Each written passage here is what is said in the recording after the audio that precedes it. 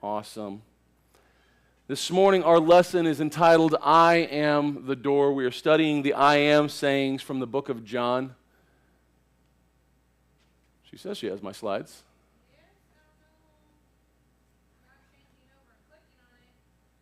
The pro presenter's been acting silly this morning. Let me see if I can come help. Oh, thank you, ushers, for remembering what I forget.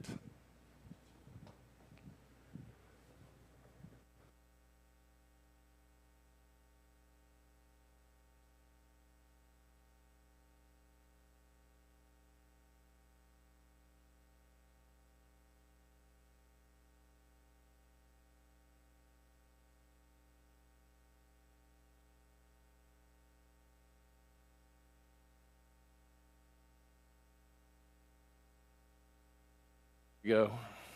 Figured the issue out, and now we are good to go. So our lesson is entitled, I Am the Door.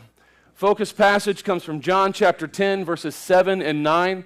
And it reads, Then said Jesus unto them again, Verily, verily, I say unto you, I am the door of the sheep. And then in verse 9, he says, I am the door.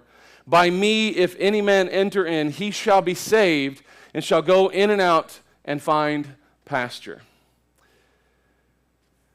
When was the last time you were walking somewhere and you actually noticed the door instead of just rushing through it?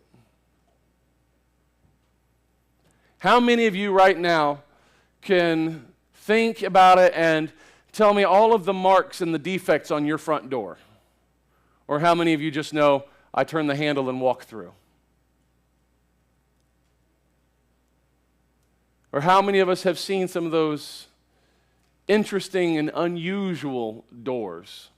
I remember watching a video documentary of Corinth. And in Corinth, there was this temple, and this isn't necessarily part of the lesson, but it goes with the door notion.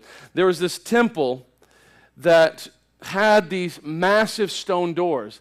And they believed that the gods of this temple had a power so great that they could swing the doors open without any man touching them. And they have evidence recorded in history of the doors just opening on their own. And you can see the marks in the floor where the temple used to stand of where the door, these big heavy stone doors would swing open. And as archaeologists have studied this, they found that the doors were big stone doors with beautiful gold and wood accents and all over it.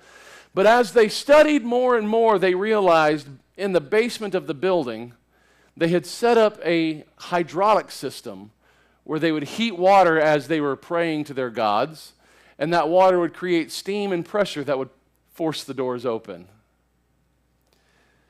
Now, in that day and age, it was unusual to have automatically opening doors.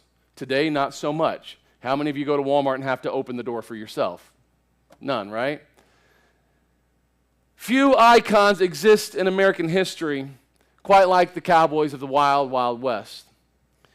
You see images of these grizzly cowhands covered in dust and their jeans all torn and their boots have spurs, and they captured the fantasies of these young children for over 100 years. But something about living under the stars with rugged self-reliance individualism still captures imaginations today, despite some of those stories of the Wild West being nearly 200 years old.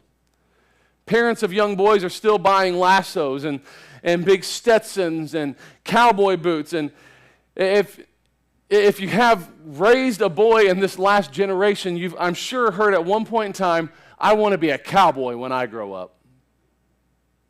Or if you knew my brother-in-law when he was a child, he would go by Cowboy Aleb. However, these romanticized stories of the cowboys of the Wild West often do not fully capture the difficulty and the pain that came with the lifestyle. These cowhands worked long and brutal hours, frequently sleeping in fields and caves just so that they could be close to their herds. Living in these conditions exposed them to the natural elements and to possible attacks from mountain lions, cattle rustlers, bears, etc. And often cowboys' food was foraged wild fruit and vegetables, hardtack and whatever they were able to hunt while they were out on the trail.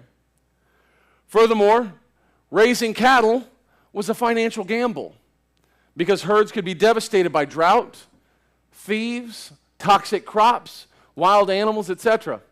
And every year on the trail was another risk for the cowboy's body, as well as his income. But perhaps some of the more iconic stories of cowboys come from the long nights of being on the open range, keeping cattle calm during a long drive to the stock market.